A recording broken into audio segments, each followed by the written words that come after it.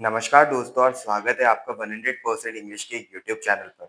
दोस्तों आज हम लिटरेचर की एक ऐसी दुनिया में डाइव इन करने वाले हैं जो रियलिटी और इमेजिनेशन की बाउंड्रीज को थोड़ा सा ब्लर कर देती है। The fascinating world of travel literature. Video की शुरुआत हम एक बहुत ही आइकॉनिक कोट से करते हैं। हरमन मेलविल का एक मास्टरपीस है मोबी डिक। इस एपिक नॉवल में एक कैरेक्टर है इश्मेल, जो अपने एक एपिक जर्नी का सोल सर्वाइवर है। जब इश्मेल अपने दोस्त क्विक के एग्जॉटिक आइलैंड होम को डिस्क्राइब करने की कोशिश करता है, तो वो एक पॉइंट पर आकर फ्रस्ट्रेट हो जाता है और कहता है, it is not down on any map, true places never are. ये एक लाइन हमारे आज के वीडियो का कोर फाउंडेशन है। सोचिए क्या किसी कंप्लीटली अनजान जगह को, वहां के लोगों को और वहां के कल्चर को एग्जैक्ट फेमिलियर टर्म्स में पेपर पर उतारना पॉसिबल है? The answer is no.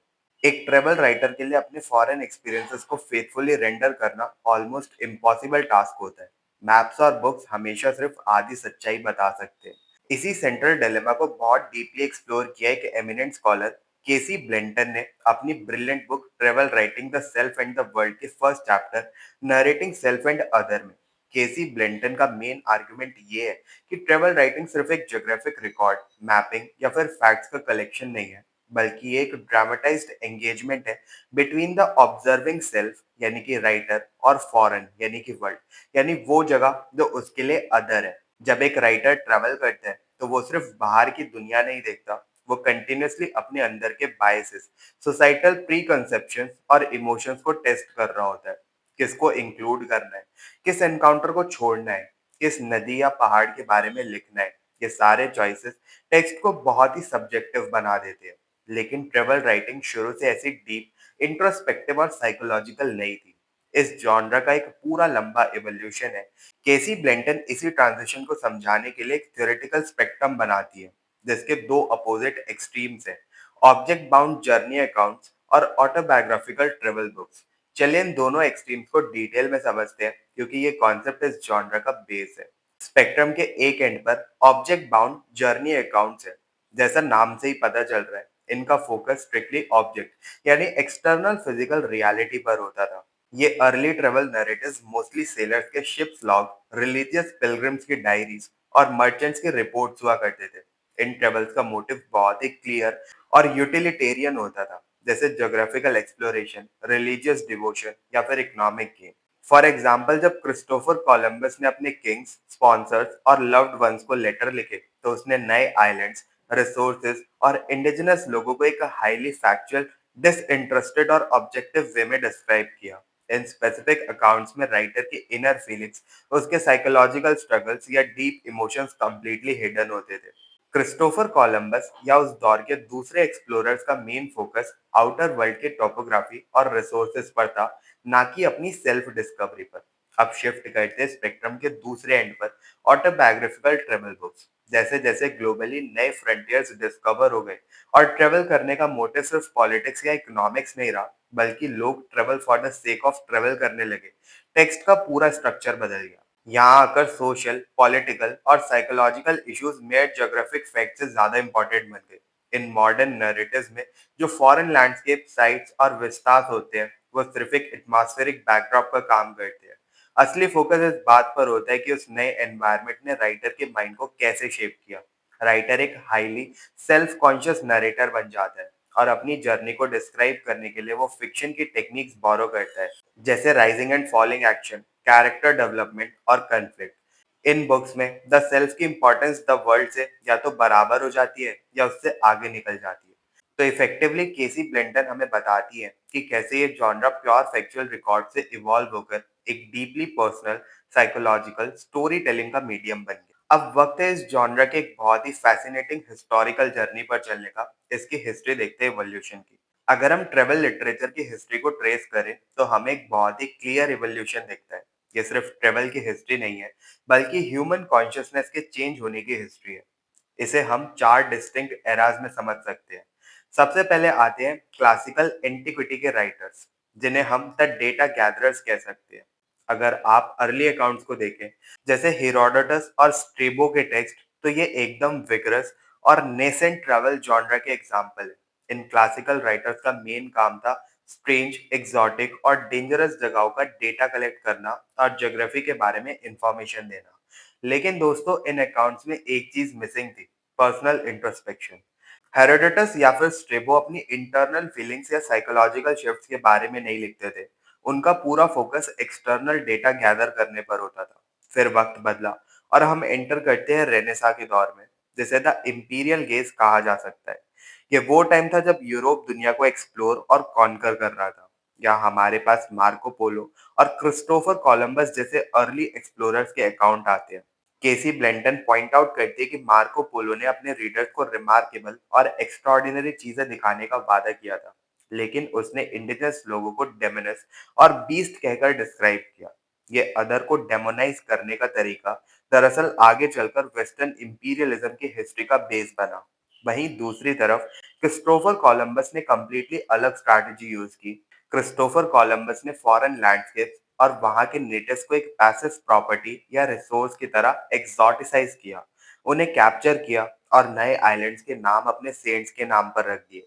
ये नैरेटिव सिर्फ ज्योग्राफी नहीं थे, ये डोमिनेशन और पावर के आइडियोलॉजिकल टूल्स थे। लेकिन 18th और 19th सेंचुरी तक आते आते एक बहुत बड़ा शिफ्ट आया। इसे हम द राइज ऑफ सेंसिबिलिटी कहते हैं। अब ट्रेवल सिर्फ प्रॉपर्टी क्लेम करने के लिए नहीं हो रहा था, बल्कि फिलोसफिकल इंक्वायरी के लिए हो रहा था। इस एरा का एक ब्रिलियंट एग्जाम्पल जेम्स बॉसवेल और उनका ग्रैंड टूर है। जेम्स बॉसवेल ने ट्रेवल राइटिंग को ऑलमोस्ट एक नॉवेलिस्टिक फॉर्म दे दिया।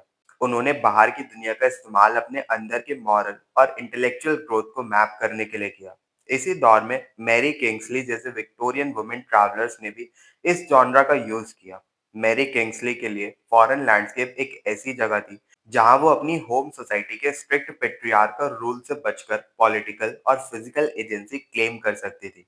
और फिर आता है द मॉडर्न एरा, जिसे हम द फ्रैक्चर्ड माइंड कह सकते हैं। फर्स्ट और सेकंड वर्ल्ड वॉर्स ने दुनिया को देखने का नजरिया पूरी तरीके से बदल दिया। मॉडर्न ट्रेवल राइटर्स जैसे कि ग्राहम ग्रीन के लिए ट्रेवल अब स्पिरिचुअल अवेकनिंग नहीं रहा। ग्राहम ग्रीन ने हार्श फॉरेन लैंडस्केप्स को अपनी चाइल्डहुड ट्रॉमा, बोर्डम और डीप साइकोलॉजिकल फियर्स को रिफ्लेक्ट करने के लिए as a dark mirror use किया। वहीं वीएस नाइपॉल जैसे स्प्लेनेटिक ट्रैवलर्स ने पोस्ट कॉलोनियल एरा में ट्रैवल राइटिंग को आइडेंटिटी, रेशियल डिफरेंस और कॉलोनियलिज्म की लेगेसीज पर अनस्पारिंग क्रिटिक करने का टूल बनाया। तो दोस्तों, इस पूरी हिस्टोरिकल टाइमलाइन को समझने के बाद केसी ब्लेंटन की रिसर्च हमें एक बहुत ही माइंड ब्लोइंग ट्विस्ट पर लेकर आती है। एक सक्सेसफुल ट्रैवल राइटिंग अपने कोर में पूरी ट्रुथ नहीं होती, उसमें फिक्शन का एक बहुत बड़ा रोल होता है। आप सोचेंगे नॉन फिक्शन में फिक्शन कैसे? इसके दो मेन रीजंस है। पहला है द मोनोमिथ या फिर यूनिवर्सल हीरोज जर्नी। केसी ब्लेंटन एक्सप्लेन करती है कि ट्रैवल लिटरेचर हमेशा एक एंशिएंट नैरेटिव पैटर्न फॉलो करता है, डिपार्चर, एडवेंचर एंड रिटर्न। एक ट्रैवल राइटर फैक्चुअल इवेंट्स को सिर्फ एक लॉग बुक की तरह लिस्ट नहीं करता, बल्कि वो उन्हें फिक्शन की तरह स्ट्रक्चर करता है, जिसमें राइजिंग एक्शन होता है, फॉलिंग एक्शन होता है और एक रेजोल्यूशन भी होता है। ट्रैवलर का सेफली घर वापस आना एक ड्रामेटिक टेंशन क्रिएट करता है, जो रीडर को एंड तक हुक्ड रखता है। दूसरा कॉन्सेप्ट और भी ज्यादा डीप है, ट्रुथफुल इनएडिक्वेसी या फिर रिटोरिकल स्पार्क। इसको समझने के लिए जापान के legendary 17th century poet Matsuo बाशो का बेस्ट एग्जांपल हमारे पास है। मात्सुओ बाशो ने जब अपनी फेमस ट्रेवल स्केचेस लिखी, तो उन्होंने ज्योग्राफी और वेदर के काफी डिटेल्स को ऑल्टर कर दिया या फिर ओमिट कर दिया। ये हमें तब पता चला जब उनके ट्रेवल कंपेनियन कावाई सोरा के बहुत ही एक्यूरेट और स्ट्रिक्ट ट्रेवल लॉग्स रीड किए गए। अब सवाल ये है कि क्या मात्सुओ बाशो झूठ बोल रहे थे? क्रिटिक्स कहते हैं बिल्कुल नहीं। मात्सुओ बाशो का ये स्टेप एक डेलिबरेट सोफिस्टिकेटेड रिटोरिकल चॉइस थी। वो जानते थे कि एक फिजिकल लैंड की 100% एक्यूरेट मैपिंग करना एक इनएडिक्वेट पेन के साथ इम्पॉसिबल है। इसलिए उन्होंने फैक्चुअल ऑब्जेक्टिविटी की जगह इमोशनल और स्पिरिचुअल एसेंस को कैप्चर करने पर फोकस किया। जब मात्सुओ बाशो एक पॉन्ड के बारे में लिखते हैं, तो वो सिर्फ एक पानी का गड्ढा नहीं है, वो उनके इंटरनल माइंड का रिफ्लेक्शन बन जाता है। केसी ब्लेंटन यही समझाती है कि ट्रेवल राइटिंग तब सबसे ज्यादा पावरफुल होती है जब वो स्ट्रिक्ट जर्नलिस्टिक ऑब्जेक्टिविटी का ढोंग छोड़ देती है और खुद को एक हाईली सब्जेक्टिव नैरेटिव की तरह एक्सेप्ट करती है।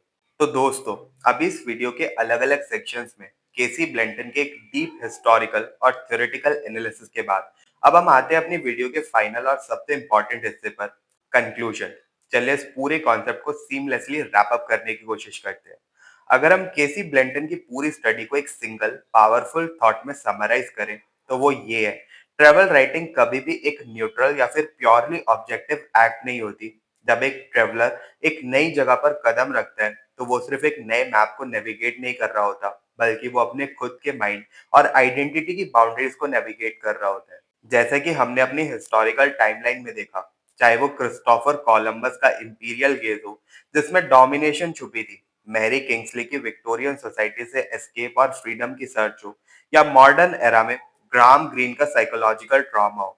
हर राइटर बाहर की दुनिया का इस्तेमाल अपने अंदर की दुनिया को समझने और एक्सप्रेस करने के लिए करता है। केसी ब्लेंटन के अकॉर्डिंग, ट्रैवल बुक्स एसेंशियली ऐसे व्हीकल्स हैं जिनका मेन पर्पस अदर यानी फॉरेन दुनिया से इंट्रोड्यूस करवाना है, लेकिन इस नैरेटिव प्रोसेस में हमेशा इनर और आउटर वर्ल्ड्स आपस में वायलेंटली या फिर ब्यूटीफुली कोलाइड कर जाते हैं। अल्टीमेटली ट्रैवल लिटरेचर एक बहुत ही एंड्योरिंग और पावरफुल कल्चरल फोर्स है। ये जॉनरा सदियों से इसलिए इतना पॉपुलर नहीं है क्योंकि हमें सिर्फ ज्योग्राफिकल इंफॉर्मेशन चाहिए होती है, बल्कि इसलिए क्योंकि ह्यूमन जर्नी खुद एक सबसे बड़ा और यूनिवर्सल मेटाफर है हमारी लाइफ का।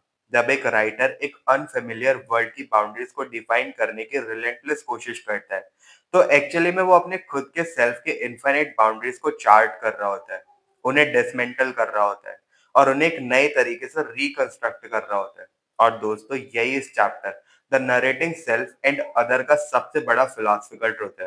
तो दोस्तों, मुझे उम्मीद है कि केसी ब्लेंटन के इस ब्रिलियंट हिस्टोरिकल थ्योरेटिकल व्यू ने ट्रैवल राइटिंग को लेकर आपका पर्सपेक्टिव थोड़ा सा तो बदल ही दिया होगा। अगली बार जब आप कोई भी ट्रैवल बुक पढ़े, कोई भी ब्लॉग फॉलो करें या फिर यूट्यूब पर कोई भी ट्रैवल ब्लॉग देखें, तो खुद से ये सवाल जरूर पूछिए, ये क्रिएटर मुझे सच में फॉरेन दुनिया दिखा रहा है या उस दुनिया के बहाने अपने खुद के माइंड का एक रिफ्लेक्शन दिखा रहा है। अगर आपको आज का ये डीप डाइव एनालिसिस पसंद आया हो, तो इस वीडियो को लाइक और शेयर जरूर करें और 100% इंग्लिश चैनल को सब्सक्राइब कर लें और ऐसे डिटेल्ड और इंसाइटफुल वीडियोस के लिए। मिलते हैं फिर अपने नेक्स्ट वीडियो में। तब तक के लिए happy study and best of luck for your upcoming examination.